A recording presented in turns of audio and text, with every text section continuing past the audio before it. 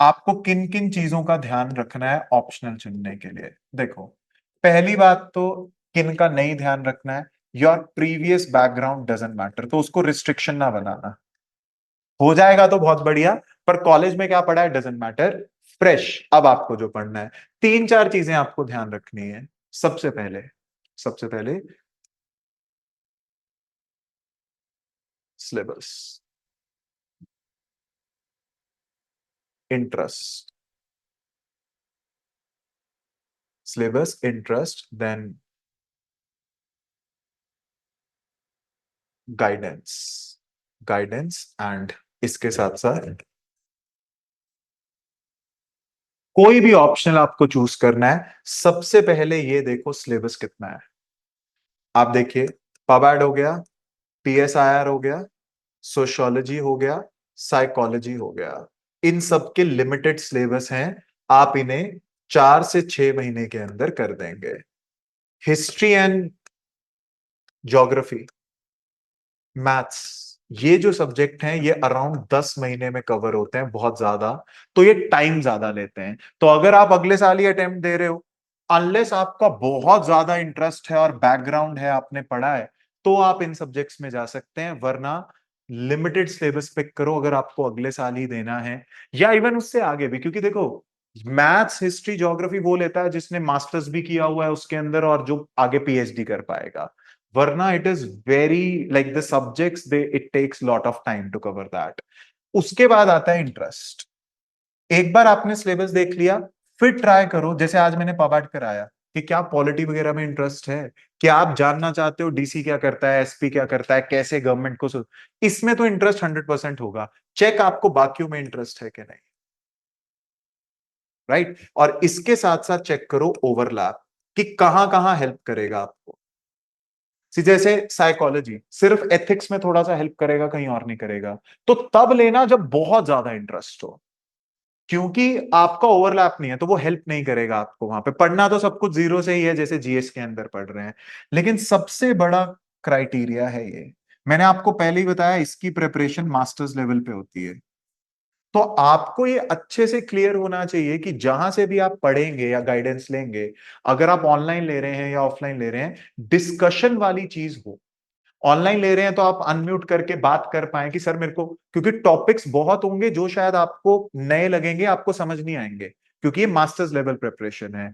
Regular answer writing, क्योंकि इसका pre में तो आना नहीं है, तो क्योंकि ऑप्शनल की प्रिपरेशन एक लेवल ऊपर होती है ग्रेजुएशन से, तो मेक श्योर आपके पास कंटिन्यूअस गाइडेंस हो, टेस्ट की, डिस्कशन की, इवैल्यूएशन की। क्यों? वरना आप देखिए इसमें आप बह जाओगे, फिर ऐसा ना हो 5 महीने बाद आपको यही लग रहा है कि मैं ऑप्शनल चेंज कर। तो सोच, और कोई भी चूज करोगे इनिशियली हेजिटेशन आएगी, once chosen just go for it, just go for it. And how to choose, आपको इंटरेस्ट आ रहा है कि नहीं, यूट्यूब पे आप डेमो देख लो। डेमो देखने के बाद जो टॉपिक पढ़ाया है, ज्यादातर डेमो के अंदर ना वो बकवास करते हैं, आपको मोटिवेट करने की कोशिश करते हैं, पर डेमो में कोई टॉपिक पढ़ना, उसका पीवाईक्यू देखना, हो रहा है तो बहुत बढ़िया, इंटरेस्ट आ गया, फिर देखना आपको गाइडेंस है। अगर आपको देखो ऑनलाइन समझ आ जाता है, तो आप पूरे इंडिया में देखो ऑनलाइन में अच्छा कौन पढ़ा रहा है, बस देख लेना, अनम्यूट का ऑप्शन हो, ताकि आप डिस्कस कर पाए या आप जा सके वहां पर। ऑफलाइन लेना है तो देखो जहां से आप पढ़ रहे हैं, जहां आप प्रिपरेशन कर रहे हैं, उसके आसपास कौन सा है। क्योंकि ऐसा नहीं होना चाहिए ना, आपको ऑनलाइन कुछ समझ नहीं आता है और आपने ऑनलाइन ले लिया, तो इसमें लापरवाही नहीं करनी, थोड़ा सा टफ लेवल पे पेपर हो जाता है। तो आप इसके बेसिस पे चूज कर सकते हो, इस बेसिस पे मत करना। See there was lot of my students जिनका सोशियोलॉजी में बैकग्राउंड है, लिटरेचर में बैकग्राउंड है, पर वो जो पीएचडी कर रहे हैं वो करते हैं, क्योंकि गाइडेंस आपको हर एक की प्रॉपरली नहीं मिलेगी। तो अगर आपको पबाड करना है तो I teach it, I have been teaching it for 11 years। और अगर आपको पबाड करना है तो मैं आपको वही बता सकता हूं, हाउ डू आई टीच। एक तो मेरे को 11 साल हो गए हैं पढ़ाते पढ़ाते, तो बहुत अच्छे आपके क्लास नोट्स बन जाएंगे। आप क्लास नोट्स के बेसिस पे ही पेपर इजीली कर सकते हो। अगर आप प्रेपरेशन करते हैं 4 से 6 महीने के अंदर, आपके अच्छे से क्लास नोट्स बन जाएंगे, डिस्कशन वगैरह होके आप उससे सारे पीवाईक्यू आपके नोट्स के अंदर इंटीग्रेटेड होंगे, रेगुलर टेस्ट हो जाएंगे। और सबसे बड़ी चीज आप ये देखो, टाइम की रिस्ट्रिक्शन नहीं है। अगर 6 महीने का ज्यादा भी 1 महीना लगता है, मुझे कोई प्रॉब्लम नहीं है। आपको चीजें समझ आनी चाहिए। तो ऐसा नहीं है वो ट्राइड एंड टेस्टेड है कि हम इसी इतने लेक्चर्स में खत्म करना है, वो कॉमर्शियलाइज्ड वाली अप्रोच आपको नहीं मिलेगी। तो it is like this, and this is my student last year जिसके सेकंड हाईएस्ट पबाड के अंदर आए हैं, only because of notes, right. और इसने सिर्फ नोट्स पढ़े हैं क्योंकि फर्स्ट मेंस था। तो आप देखिए जहां 281 हाईएस्ट मार्क्स गए हैं, शी इज गेटिंग अराउंड 270 के आसपास, right. So this is like 275 के आसपास। So that is what you should understand. तो अगर आप इंटरेस्टेड हैं तो पबैड का हमारे साथ कर सकते हैं। हमारा जो बैच है मैं बता दूं 29 अगस्त को स्टार्ट होगा। It is the last thing, मैंने एंड में ही रखा है ताकि आप अच्छे से डिसाइड कर लें। 29 अगस्त से स्टार्ट होगा और ये आपका दिसंबर एंड तक सिलेबस आपका कंप्लीट हो जाएगा। मंडे टू फ्राइडे आपकी क्लासेस होंगी 2 आवर्स, ताकि ज्यादा लोड भी ना हो। और सैटरडेज को आपका टेस्ट हो जाएगा।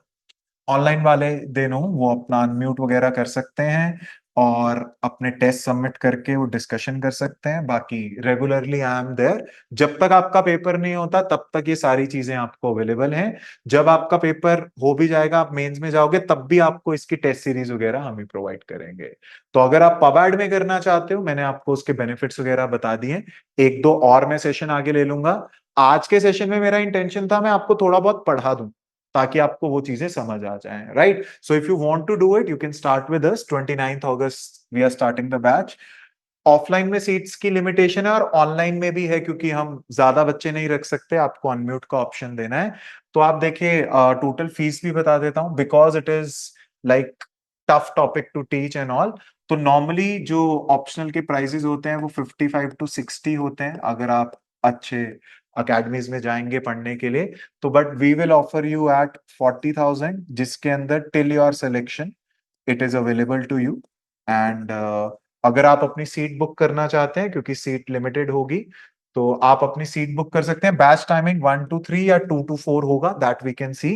बट 29 अगस्त को स्टार्ट होगा।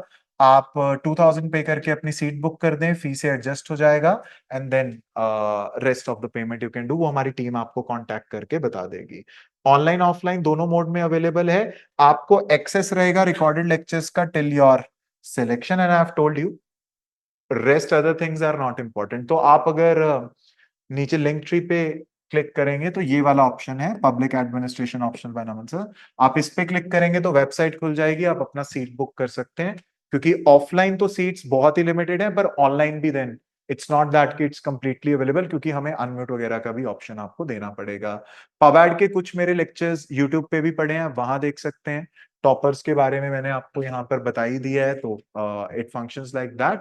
अगेन जो भी आपका ऑप्शनल है वो पैरामीटर्स देख के, एक आपको सब्जेक्ट समझ आना चाहिए, प्रॉपर आपके पास गाइडेंस होनी चाहिए और उस मोड में होनी चाहिए जो आपको पसंद आती है। उस मोड में मेरे कहने का क्या मतलब है, you are familiar with offline, study offline. क्योंकि इसके अंदर आप वो नहीं कर सकते जीएस की तरह कि चलो देख लेंगे। थोड़ा सा हायर लेवल प्रिपरेशन होता है, कोई भी ऑप्शनल हो। Once you decided you just pursue it and follow it, right. So this is how it is. पबैड को लेके कोई डाउट है तो आप पूछ लीजिए अगर करना चाहते हैं, और अगर हमारे साथ करना चाहते हैं सो दिस इज द ऑप्शन। कहीं और से करना है आप कहीं से भी कर सकते हैं, बस अपने वो इंटरेस्ट वगैरह चेक करके देखो। अल्टीमेटली आपको चीज समझ आनी चाहिए, पेपर निकलना चाहिए, बात खत्म। वो जहां से भी निकले, जहां आपको कंफर्टेबल लगे। हमारे साथ करना है तो बैच इज स्टार्टिंग सून, आप एनरोल कर सकते हैं, क्योंकि सीट्स लिमिटेड ही हैं। वी डू नॉट हैव, क्योंकि मेरे को अनम्यूट का ऑप्शन भी देना है तो ऑनलाइन में भी लिमिटेड है। तो इसीलिए आप अपनी वो सीट रिजर्व कर सकते हैं। 29 से स्टार्ट हो जाएगा। आपके क्लास में ही नोट्स बना के और सारी चीजें कवर कर देंगे। बाकी किसी और सेशन में I meet you. All the very best. जो ज्वाइन कर रहे हैं आई सी देम इन क्लास, और बाकी लोगों को किसी और सेशन में मिलेंगे। Thank you. All the very best. Stay like this, serious for your career, it is good quality. Thank you, all the best.